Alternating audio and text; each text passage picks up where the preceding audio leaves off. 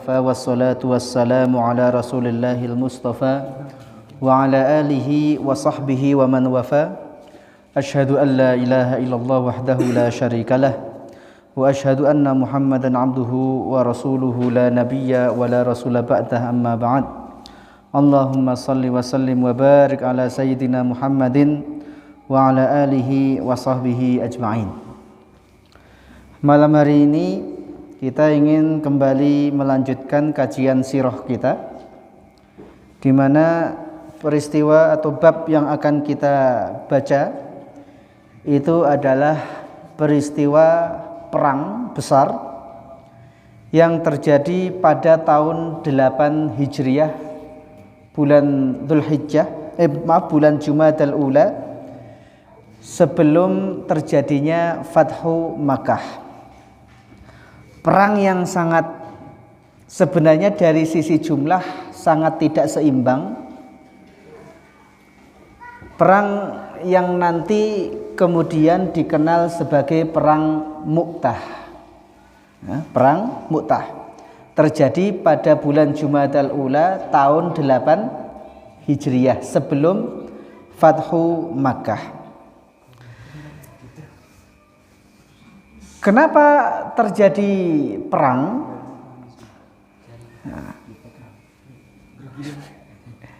Nggak bisa. Kenapa terjadi perang? Perang ini terjadi ketika itu Rasulullah dan umat Islam sudah melakukan perjanjian Hudaybiyah dengan orang-orang kafir Quraisy, di mana kedua belah pihak sepakat untuk damai kurang lebih 10 tahun meskipun nanti orang Quraisy melanggar perjanjian. Nah, ketika masa damai itu kemudian Rasulullah nulis beberapa surat ditujukan untuk penguasa-penguasa, untuk raja-raja. Nah, di antaranya Rasulullah SAW itu mengirim surat kepada Raja Heraklius.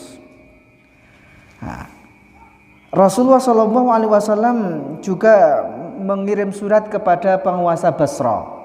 Nah, lalu di antara sahabat yang ditugaskan untuk membawa surat itu adalah sahabat yang bernama Al-Harith ibn Umair Al-Azdi. Al-Harith ibn Umair Al-Azdi ini tugasnya membawa surat dakwah kepada penguasa Basra. Tapi kemudian di tengah jalan ditangkap oleh Surahbil ibn Amr. Nah, jadi utusan Rasulullah ditangkap oleh Surahbil ibn Amr. Tidak cuma ditangkap, utusan tadi kemudian dibunuh. Padahal sudah menjadi aturan antar negara dimanapun itu, namanya utusan itu tidak boleh diganggu, apalagi dibunuh, tidak boleh. Nah, tapi ini Al-Harith ibn Umair dibunuh. Maka kemudian Rasulullah SAW mengumumkan kepada kaum muslimin agar siap-siap. Kenapa? Karena Surahbil telah membunuh utusan yang dikirim oleh Rasulullah dan itu kejahatan besar. Lalu terkumpullah pasukan Islam yang saat itu kurang lebih berjumlah 3.000 orang. Nah, itu termasuk pasukan yang besar. Karena ketika terjadi perang Ahzab, perang Khandaq, itu seluruh umat Islam pasukannya hanya sekitar 3.000. Nah, ketika perang Mu'tah ini, pasukan nanti yang dikirim itu sudah sejumlah 3.000. Karena tidak semuanya bisa berangkat, sebagian ada yang tetap tinggal di Madinah. Termasuk Rasulullah SAW, maka Rasulullah SAW itu tidak ikut. Nah, kayak gini. Ada dua istilah. Kalau Rasulullah SAW ikut perang, maka biasanya disebut ghazwah.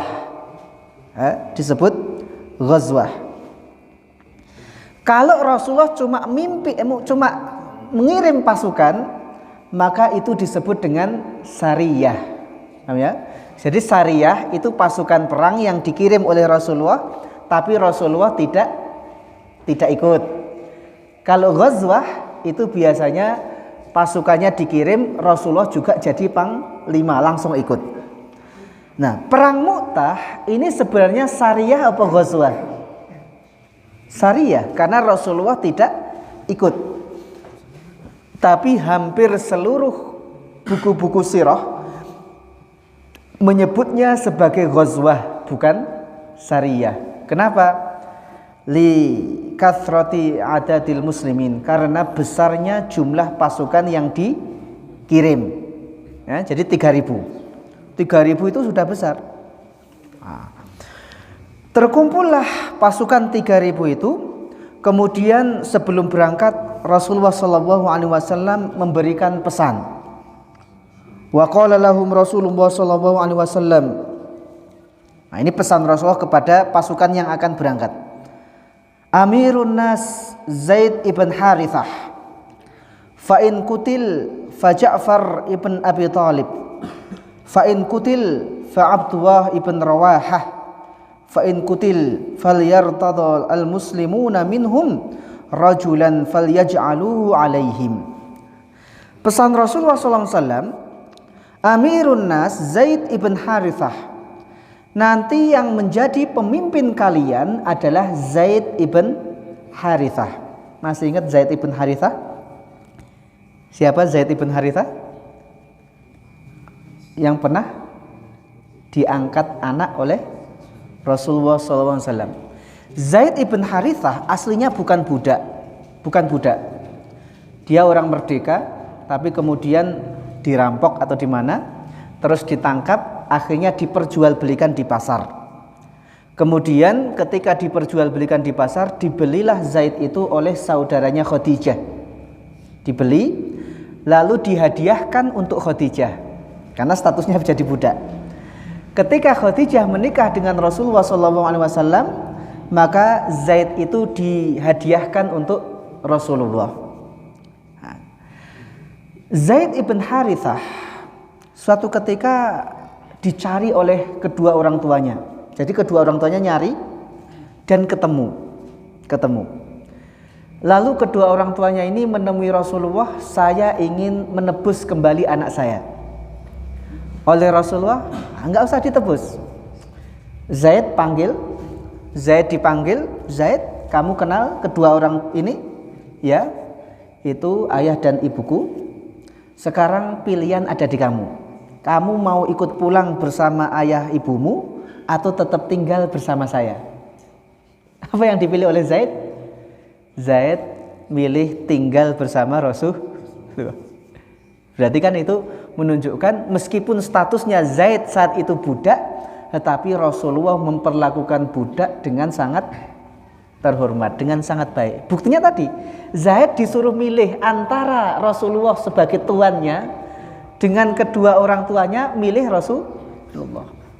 Nah, itu kan berarti bagaimana Rasulullah memperlakukan seorang budak. Maka kemudian Zaid digandeng di depan Ka'bah. Nah, kemudian Rasulullah mengatakan, Zaid ibni arithuhu wa yarithuni, atau kama qala Rasulullah. Zaid itu anakku, aku mewarisinya dan dia mewarisiku, atau aku mewarisinya dan dia mewarisiku. Sejak saat itu Zaid kemudian disebut sebagai Zaid ibn Muhammad. Zaid ibn Muhammad, orang mengenalnya seperti itu. Lalu ditegur oleh Allah Subhanahu wa taala. Quran menegur itu bahwa seorang anak itu ketika dipanggil harus dinisbatkan kepada orang tua kandung, tidak kepada orang tua angkat. Itu yang sering terjadi di sini. Masalahnya biasanya ketika penulisan ijazah, suami istri sudah pisah, terus istri sudah menikah dengan suami baru, anak itu kadang bingung. Nah, ketika mau nulis ijazah, kamu bin siapa? Harusnya bin bapak yang pertama, tapi ibunya jangan, tulis bin suami yang kedua. Rata-rata seperti itu. Itu terjadi banyak di sekolah. Itu sebenarnya tidak boleh. Tidak boleh. Namanya nasab jangan diputus. Ya tetap dinisbatkan kepada bapak kandung. Pada bapak kandung. Nah, maka kemudian Zaid dikembalikan lagi namanya menjadi Zaid ibn Harithah. Zaid nanti punya anak yang luar biasa. Siapa? Usamah bin Zaid. Usamah bin Zaid, pemuda masih belasan tahun yang nanti dipilih oleh Rasulullah untuk jadi panglima. Maka ketika nanti Usamah itu dipilih jadi panglima, sebagian sahabat protes, masa anak muda kali suruh jadi panglima. Rasul mengatakan, sekarang kalian mencela Zaid mencela Usamah sebagaimana dulu kalian juga protes ketika saya menunjuk Zaid sebagai panglima. Karena dulu Zaid ketika disuruh menjadi panglima, orang pun protes. Karena di situ masih banyak sahabat-sahabat yang lebih senior itu. Sementara Zaid secara status itu mantan budak. Maka sebagian protes. Zaid ibn Harithah. Fa'in kutil, kalau Zaid terbunuh, maka fa Ja'far ibn Abi Thalib. Nanti yang gantikan Ja'far. Kalau Ja'far ini saudaranya Ali bin Abi Thalib punya saudara, salah satunya adalah Ja'far bin Abi Thalib. Fa'in kutil, kalau Ja'far juga terbunuh, fa Abdullah ibn Rawahah, maka pimpinan kalian adalah Abdullah ibn Rawahah. Fa'in kutil, kalau Abdullah ibn Rawahah juga mati, wafat, maka hendaklah kalian saling ridho milih salah seorang di antara kalian untuk dijadikan pemimpin. Kira-kira Zaid, Ja'far, Abdullah ibn Rawahah mendengar itu, mereka paham nggak? Berarti saya mati dalam pertempuran ini, ya enggak? Pimpinan kalian Zaid. Kalau Zaid wafat, gantinya Ja'far. Kalau Ja'far wafat, gantinya Abdullah. Itu Zaid, Ja'far dan Abdullah. Kira-kira paham nggak? Berarti saya mati, ya enggak? Kalau kita di posisi itu, tetap berangkat nggak? Randy, kalau nanti kamu mati, gantinya Rezi. Rezi mati, kamu gantinya Rafael. Tapi yang mengucapkan itu Rasulullah. Berarti saya mati dong kali ini. Tetap lanjut berangkat. Tetap lanjut berangkat. Meskipun ini isyarat. Oh, berarti saya mati di sini dalam perang ini. Nah, dan betul. Berangkatlah kemudian pasukan 3.000 orang itu, ya kan? Berangkat setelah dinasihati oleh Rasulullah SAW. Kaum muslimin juga menyemangati mereka. Sahibakumullah wa dafa'ankum wa raddakum ilaina solihin. Allah menemani kalian, Allah membantu kalian, Allah mengembalikan kalian kepada kami dalam keadaan baik. Berangkatlah pasukan itu. Walamma fasalu minal madinati sami'al adu bimasirihim.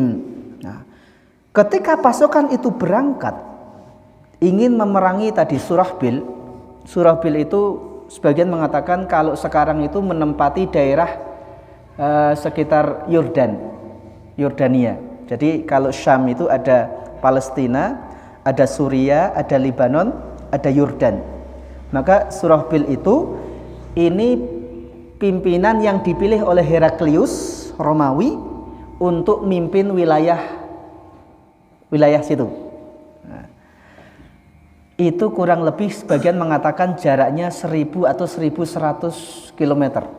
Saya juga belum pernah ngukur, tapi seperti itu, 1000-an kilometer lebih harus berangkat dari Madinah. 1000 kilo, 1100. Ini ngendi Pak Sisu? Hah? Sini Jakarta? Ya. Nah, naik kuda sini Jakarta. Sana perang lagi, bukan Mu'tamasa ke Monas. Bayangkan. Jalan pasukan itu sampai di satu tempat yang namanya Ma'an, nama tempat. Lalu berhenti di situ. Nah, Ketika pasukan berhenti di Ma'an itu, kemudian datang kabar, ternyata musuh juga sudah siap-siap. Heraklius, penguasa Romawi, menyediakan 100.000 pasukan Rom. Surahbil ibn Amr juga mengumpulkan 100.000 pasukan, kurang lebih. Berarti 100.000 tambah 100.000 sama dengan piro Dian? 100.000 tambah 100.000? 200.000. Kalau pakai duit paham nggak? Nah, cuma angka tak nggak paham. Bayangkan, ini pasukan Islam sudah di Ma'an. Itu masih sekian jaraknya dengan Mu'tah, belum sampai Mu'tah. Dengar kabar, ini musuh sudah nyiapkan pasukan 200.000. Rapat. Kalau mundur masih ada kesempatan nggak? Masih belum sampai kan? Gimana rapat? Sebagian usul.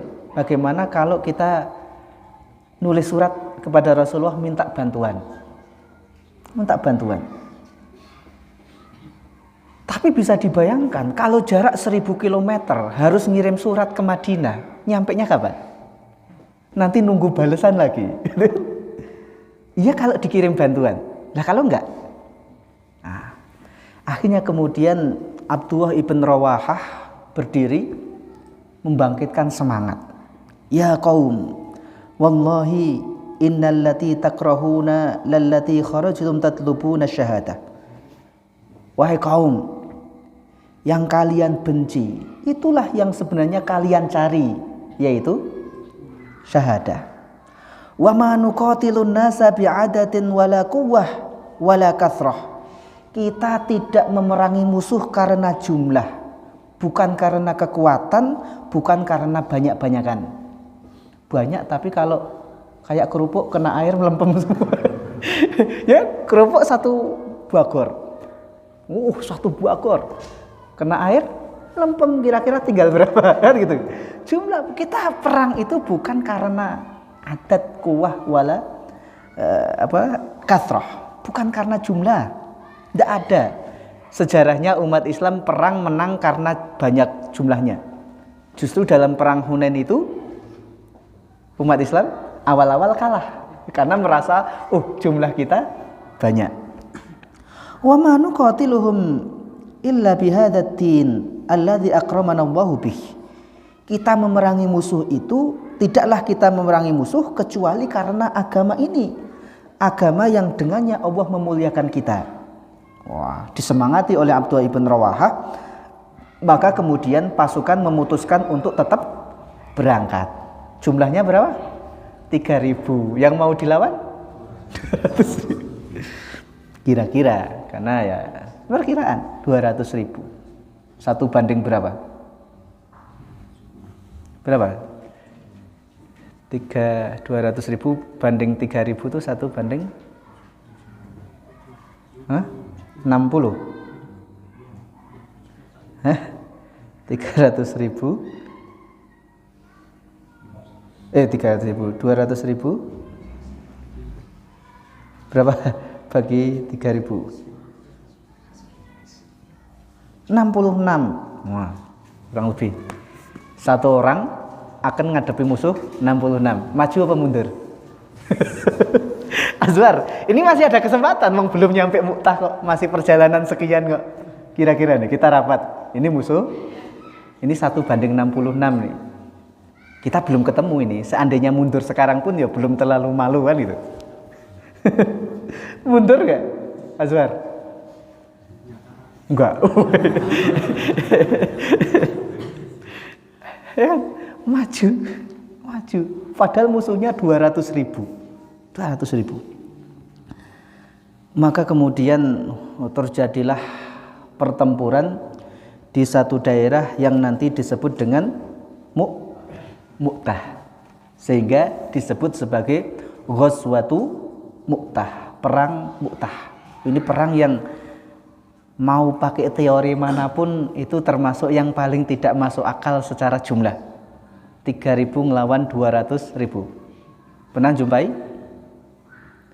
Nanti pernah perang Al-Arsalan, itu dari dinasti Utsmani, perang Manzikot. Itu juga lumayan dahsyat.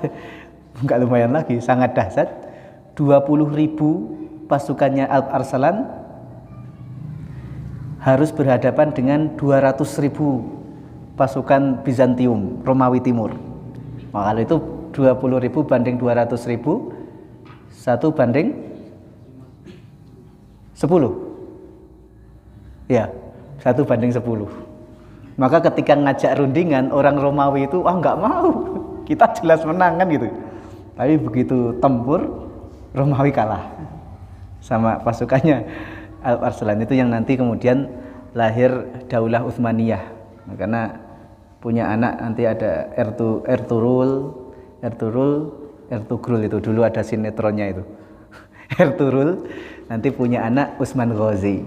Nah, dari keturunan Utsman Ghazi inilah nanti kemudian Muhammad Al-Fatih lahir.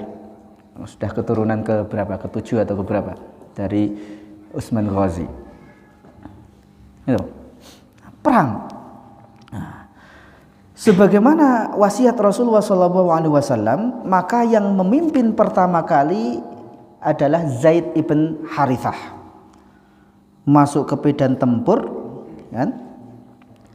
Maka kemudian Zaid dia memegang bendera.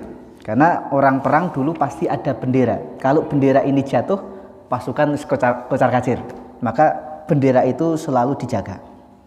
Nah, Zaid ibn Harithah maju ke medan tempur dengan membawa liwa itu, lalu kemudian beliau terluka. Sebagian mengatakan bahkan sampai 70 luka lebih, ada yang mengatakan 90 luka. Barulah kemudian beliau tumbang. Bayangkan gimana kan? 70 luka, bahkan ada yang mengatakan 90 luka, baru kemudian beliau tumbang. Sebagaimana pesan Rasulullah tadi, ketika Zaid wafat, maka yang ngambil alih Ja'far. Ja'far ngambil itu, turun dari kudanya disembelih. Kenapa kudanya disembelih? Kenapa kudanya disembelih? Biar nggak kepikiran lari, udah kudanya udah dipotong, mau lari gimana? Nah, Ja'far pun bertempur dengan luar biasa sampai juga kemudian syahid. Ja'far syahid kemudian diganti oleh Abdullah ibn Rawahah. Pada awalnya Abdullah ibn Rawahah ini agak ragu, namanya agak ragu, tapi kemudian menyemangati dirinya. Beliau mengucapkan beberapa syair di mana isi syair itu adalah menyemangati dirinya sendiri. Nah, baru kemudian Abdullah ibn Rawahah ini maju dan juga syahid. Nah, ketika terjadi pertempuran ini, Rasulullah ada di Madinah. Rasulullah pun menceritakan yang terjadi kepada para sahabat. Ini mukjizat kalau Nabi, ya, mukjizat. Nabi tidak ada di Mu'tah, tapi Nabi menceritakan jalannya pertempuran kepada para sahabat yang ada di Madinah. Kalau itu dilakukan oleh Nabi, maka bagian dari mukjizat. Kalau itu dilakukan oleh wali, maka bagian dari karomah. Cuma hati-hati kan, nggak ada karomah kok nyari AdSense di YouTube. Karomah apa kan? Nggak ada. Orang toh kalau seandainya dia punya karomah karena kedekatannya dengan Allah, maka dia tidak akan pernah memperlihatkan karomahnya itu, dan tidak bisa memperlihatkan sewaktu-waktu. Nggak kayak gitu cara kerja karomah. Saya pengen terbang terus bisa terbang, nggak kayak gitu. Jadi sesekali ketika kondisi terdesak, Allah bantu, iya, karena kedekatan dia dengan Allah. Ini seperti yang terjadi pada Umar. Nah, Rasulullah SAW menceritakan di Madinah jalannya pertempuran. Dari Anas radhiyallahu anhu, anna Nabiyya sallallahu alaihi wasallam na'a Zaidan wa Ja'far wa ibn Rawahah linnas. Rasulullah sallallahu alaihi wasallam menceritakan bagaimana kematian 3 pemimpin yang luar biasa itu, ya, Zaid, Ja'far dan Ibnu Rawahah. Sebelum kabarnya datang, Rasulullah sudah tahu. Faqal, Rasulullah menceritakan, akhadar rayata Zaid fa usiba. Tadi bendera pasukan dibawa oleh Zaid, lalu Zaid syahid. Thumma akhadar rayata Ja'far fa usiba. Lalu diambil bendera itu oleh Ja'far. Ja'far juga syahid. Thumma akhadar rayata Ibnu Rawahah. Lalu bendera diambil oleh Ibnu Rawahah fa usiba. Dan Abdullah ibn Rawahah juga syahid. Wa ainahu tadrifan. Ketika menceritakan itu, mata Rasulullah sallallahu alaihi wasallam mengeluarkan tangisan, air mata. Hatta akhadha ar-rayata sayfun min suyufillah. Ketika Abdullah ibn Rawahah itu syahid, maka bendera itu diambil oleh sayfun min suyufillah. Saif artinya pedang. Satu pedang dari pedang-pedang Allah, hatta fatahallahu alaihim, sehingga Allah membukakan untuk mereka. Nah, yang dimaksud oleh saifun min suyufillah di situ siapa? Khalid ibn Walid. Jadi yang menjuluki Khalid sebagai Saifullah itu adalah Rasulullah. Iksan, mana Iksan? San, jenengmu sama San? Saifullah. Saifullah. Nah, abimu saya kira ngasihkan nama itu agar kamu meneladani Khalid ibn Walid. Karena yang menjuluki Saifullah itu langsung Rasulullah. Nah, lalu bendera itu diambil oleh Saifullah, Khalid ibn Walid. Saat itu Khalid ibn Walid itu baru sekitar 3 bulan masuk Islam. 3 bulan. Ya karena dalam perang sebelumnya belum ada. Perang Khandaq beliau perang Khandaq sudah Islam belum? Perang Uhud belum. Nah, ini baru sekitar 3 bulan masuk Islam. Kemudian orang bingung kan, siapa ini yang ngambil pimpinan? Nah, akhirnya semua sepakat menunjuk Khalid. Karena Khalid ibn Walid itu dikenal memang dari dulu jagonya strategi militer. Semua strategi militer dikuasai betul oleh beliau. Nanti Khalid ibn Walid juga yang kemudian dipilih sebagai panglima utama ketika masa Abu Bakar As-Siddiq. Maka nanti ketika memerangi pasukan Romawi, pasukan Persia yang mengalahkan pasukan Persia melawan jenderal utamanya, jenderal Rustum itu juga Khalid ibn Walid. Tapi pada masa pemerintahan Khalifah Umar ibn Khattab, Khalid ibn Walid dicopot. Pasukan panglima yang nggak pernah kalah dicopot. Tapi hebatnya Khalid bin Walid, ketika mungkin ya ada yang nanya, Khalid, gimana? Kamu panglima nggak pernah kalah kok malah dicopot? Khalid yo nyantai aja. Saya berperang bukan karena Umar. Saya berperang karena robnya Umar. Nggak masalah posisi saya ada di panglima, posisi saya ada di prajurit biasa, nggak masalah. Itu Khalid. Ya. Panglima yang nggak pernah kalah perang justru malah dicopot. Bukan apa-apa, karena Umar khawatir. Orang Islam sudah mulai punya anggapan begini. Selama pimpinannya Khalid, maka tidak akan pernah kalah. Akhirnya mereka sudah bergantung kepada Khalid. Dicopot. Nah, Islam seperti itu, nggak masalah siapapun. Jadi tidak harus si A tokohnya kemudian ketika dia mati bubar. Tidak seperti itu. Silakan siapapun yang mimpin, terserah. Nggak masalah. Khalid ibn Walid, panglima yang nggak pernah kalah perang, bahkan ketika belum masuk Islam pun menang ketika perang lawan umat Islam dalam perang Uhud. Panglima yang nanti mengalahkan Persia.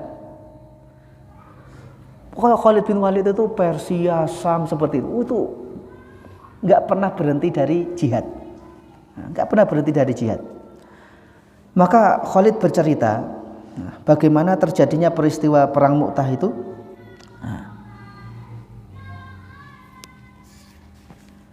Khalid mengatakan laqad inqata'at fi yadi yauma mu'tah tis'atu asyaf. Ketika terjadi perang Mu'tah, itu pedang yang patah di tanganku itu 9 pedang. Ngambil pedang, patah, mau ambil lagi sampai habis pedang 9. Itu kayak gimana coba? Pedang panding patah, ambil 9 sampai habis 9. Fama baqiya fi yadi illa safihah yamaniyah. Sampai tidak ada yang tersisa tinggal pedang yamaniyah, pedang yang agak lebar. Wah, ini yang kuat sehingga tidak patah-patah. Oh, yuk. Saya bayangkan. Karena itu perangnya seharian sampai malam. Nah, malam hari istirahat kan gitu. Malam hari istirahat, bacok-bacokan sehari semalam kayak gimana? Lihat UFC itu padahal sudah latihan kan, di ring 3 menit ya satu ronde tuh, apa 5 menit, udah capek sekali kan, 3 menit. Nah, nanti berapa ronde? Jun sparring kuat berapa menit dulu? Nah, ini sehari semalam sampai malam perang terus. Nah, istirahat. Nah, terus Khalid yang megang kendali. Nah, ini gimana caranya? Secara hitung-hitungan 3.000 lawan 200.000 itu kemungkinan menangnya berapa persen? Kan kecil sekali. Tapi kalau lari, ya gimana? Selari. Maka kemudian Khalid punya strategi begini. Keesokan harinya pasukan dilokir, atau lokir ya istilah. Maimanah jadi Maisaroh. Apa Maimanah itu sayap kanan pindah ke sayap kiri. Sayap kiri pindah ke sayap kanan. Nah, ini yang tengah gantian, ada yang maju, ada yang istirahat di belakang, terus seperti itu. Malam harinya sebagian mengatakan kuda-kuda terus digerakkan. Jadi kayak ada kuda bergerak terus. Keesokan harinya orang Romawi kaget. Yang biasanya bertempur, loh ini kok orang-orang baru. Ya? Karena bukan orang baru, padahal cuma digeser, yang di kanan sekarang jadi kiri, kiri jadi kanan. Wah, ini jangan-jangan bantuan sudah datang. Kalau kemarin 3.000 orang saja repot, bukan main gitu. Ini kalau bantuan sudah datang bagaimana? Wahnya sama-sama mikir. Nah,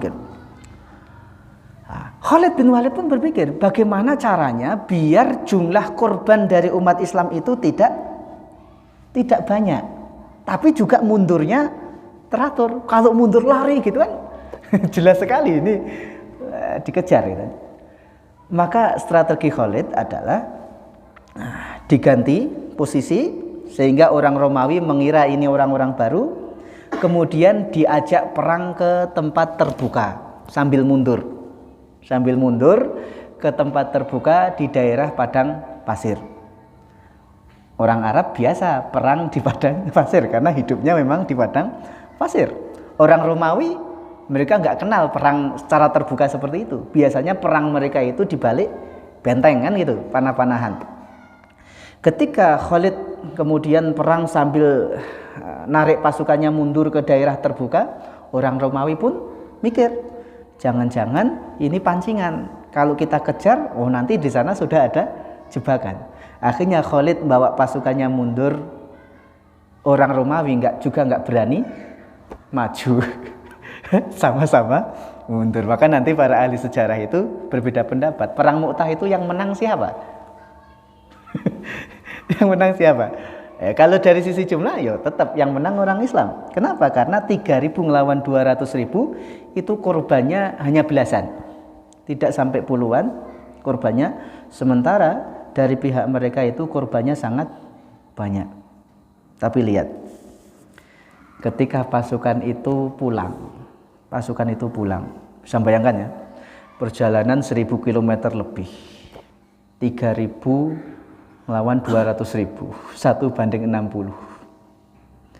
Pas pulang, kira-kira kalau kita di posisi itu, harapan kita pas pulang apa? Disambut sebagai apa? Hah? Woi pahlawan. Tapi lihat, nah, ketika pasukan itu pulang, apa kata orang-orang?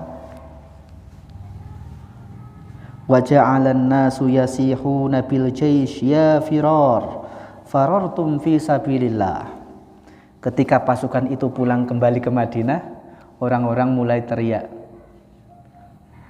pengecut. Kalian lari dari jalan Allah, kalian lari dari jihad. Yang padahal kan sudah 1000 kilometer lebih, menghadapi 1:60, pulang kampung diteriaki pengecut. Mutung nggak kalau kita? Sekalian nggak bisa gitu. Kamu nggak ikut tuh. Hah? Dan kadang memang seperti itu. Yang tidak melakukan apa-apa itu kadang suaranya lebih keras. Kadang seperti ini. Lihat pemain bola tuh, ada turnamen. Goblok. Yang goblok itu suruh maju. Nggak bisa apa-apa kan itu. Yang di dalam lapangan sudah ngos-ngosan ngejar bola sana. Sama lah kita ngelihat timnas. Goblok. Padahal kita disuruh main 5 menit aja udah ngos-ngosan. Kadang yang tidak melakukan apa-apa itu kadang suaranya lebih kenceng. Guys, kalau kita dengarkan suara yang seperti itu, udah selesai, kita nggak ngapa-ngapain. Bayangkan, sudah capek jalan 1000 km lebih, PP berarti kan 2000 km lebih, perang 1:60 lebih, ya masih bisa selamat, sampai di kampung diteriaki pengecut. Apa enggak?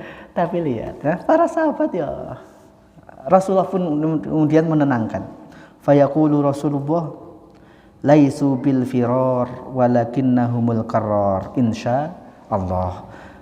Mereka tidak lari, insya Allah mereka akan kembali. Mereka tidak lari, mereka bukan pengecut.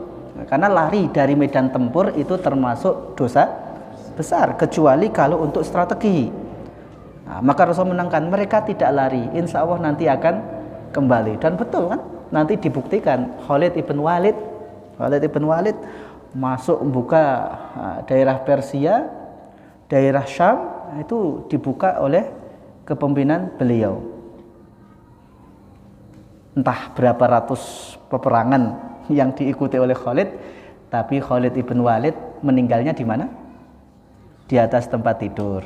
Maka Rasul mengatakan, man sa'alallaha ta'ala syahadata bisidqin ballaghahu Allahu manazila syuhada wa in mata ala firasyih. Man barang siapa sa'alallaha ta'ala yang meminta kepada Allah asyhadata, syahid, bisidqin, tapi jujur, benar, permintaannya jujur.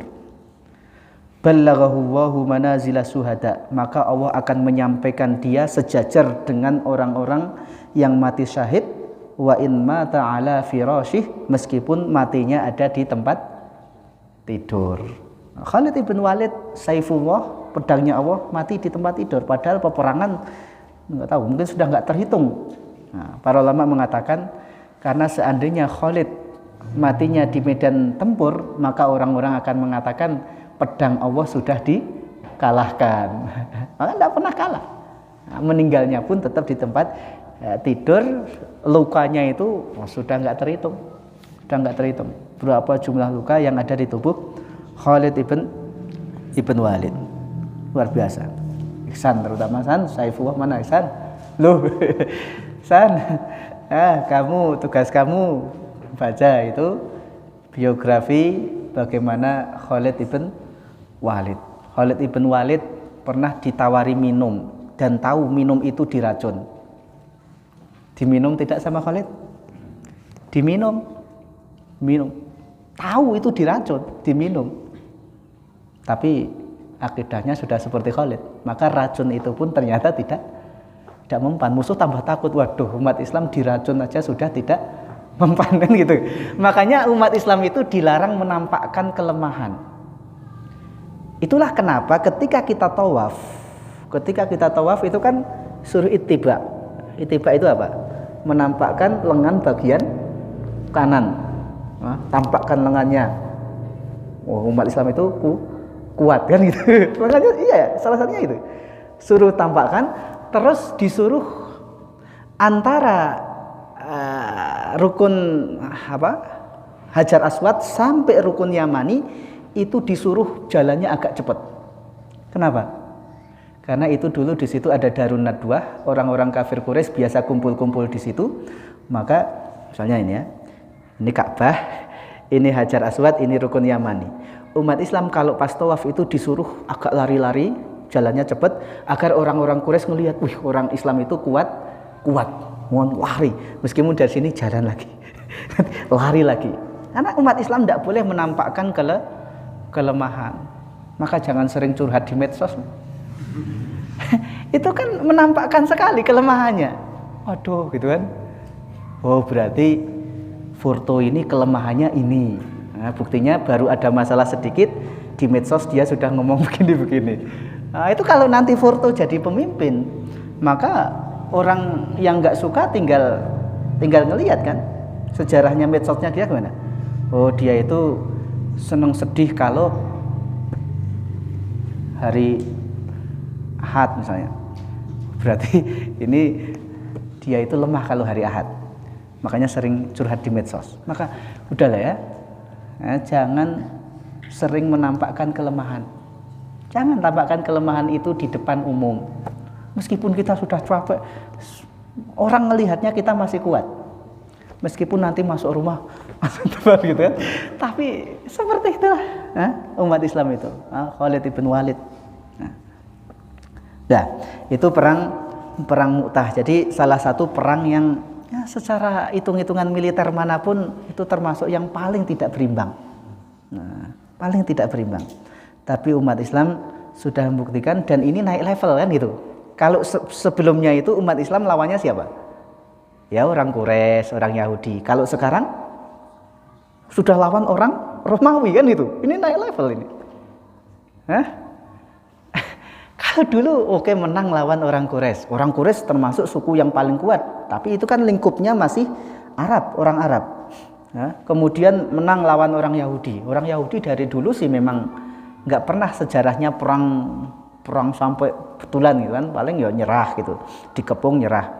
Tapi kemudian perang Mu'tah ini memulai perang dengan musuh yang sangat kuat, orang Romawi. Dunia saat itu cuma dibagi dua, kalau nggak Persia ya Romawi, cuma itu.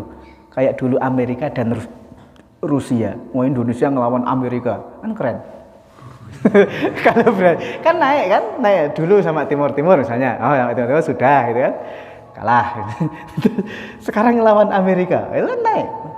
Musuhnya dan menang lagi gitu, maka kemudian orang-orang semakin umat Islam ini.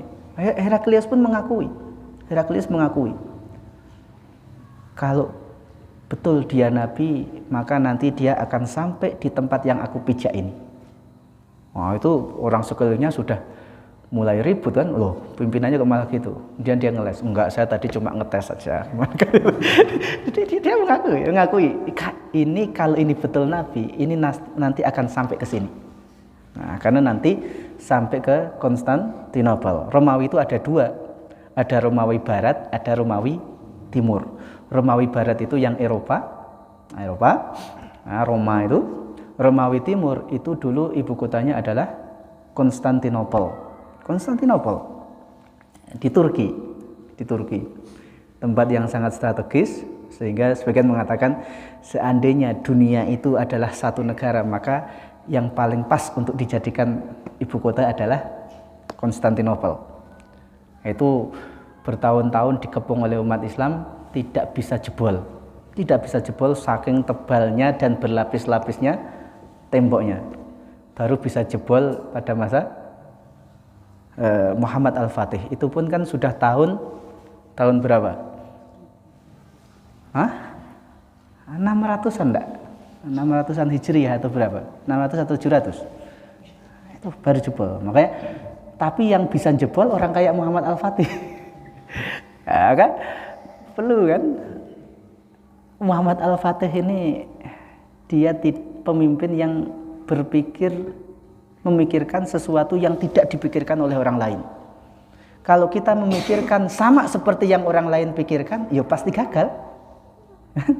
Kalau kita mau berhasil, berarti kita harus memikirkan sesuatu yang belum pernah kepikiran sama orang lain. Muhammad Al-Fatih seperti itu. Gagal awal-awal. Baru kemudian berhasil nembus itu ketika kapalnya dilewatkan mana? Gunung. Ada orang kepikiran kapalnya kita tarik aja lewat gunung? Nah, harus seperti itu, baru bisa mengalahkan musuh. Kalau cara berpikir kita masih sama, seperti yang dulu-dulu orang sama, dan terbukti gagal, maka kita juga akan gagal. Nah, yang muda-muda, kalau kami yang tua-tua ini sudah gagal, jangan kalian ulangi berpikir yang sama seperti yang tua. Kalian harus berpikir berbeda, yang tidak pernah terpikirkan oleh yang tua-tua. Gitu. Maka Umar bin Khattab radhiyallahu an ketika ada masalah berat itu justru yang diajak konsultasi anak muda. Kalau kita kan biasanya orang tua. Kenapa? Karena orang tua lebih pengalaman. Tapi kan pengalaman ternyata tidak bisa menyelesaikan. Terbukti tidak selesai. Maka itu tugasnya anak muda untuk menyelesaikan. Lihiddati uqulihim. Karena tajamnya analisa anak-anak muda itu. Harusnya seperti itu. Kok ada anak muda kalah tajam sama yang tua? Keliru, kebalik. Anak muda. Itu ya. Disilakan. Nanti didalami lagi Khalid ibn Walid. Ini salah satu sahabat Nabi yang kekhususannya itu adalah masalah perang, strategi perang. Kalau dalam masalah keilmuan jauh Khalid ibn Walid dengan sahabat-sahabat yang lain. Nanti kalau dalam masalah tafsir, ada Abdullah ibn Abbas. Dalam masalah perdagangan ada Abu Bakar, ada Abdurrahman bin Auf. Tapi dalam masalah perang semua sepakat gitu kan, bahwa yang paling layak untuk memimpin itu adalah Khalid ibn Walid. Padahal Khalid ini anaknya Walid ibn Mughirah. Walid ini orang yang paling membenci dakwah Rasulullah pertama kali. Ini orang topnya, Al-Walid ibn Mughirah. Ini pemimpin Quraisy utama, orang nomor satunya. Nah, tapi lihat kan, meskipun orang tuanya musuhi Rasulullah, ternyata dari keturunannya lahir orang seperti Khalid. Nah, mungkin orang tuanya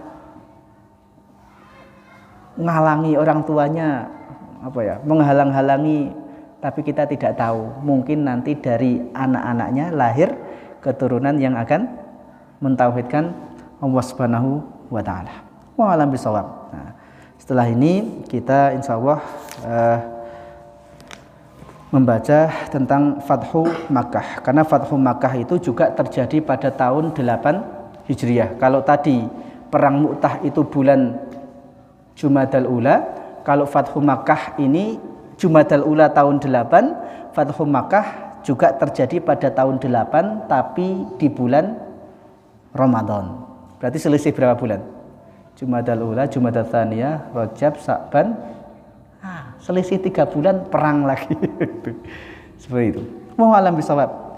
Cukup kita tutup dengan hamdalah dan doa kafaratul majlis. Alhamdulillahirabbil subhanakallahumma bihamdika asyhadu an la ilaha illa anta astaghfiruka wa atubu ilaik. Assalamualaikum warahmatullahi wabarakatuh.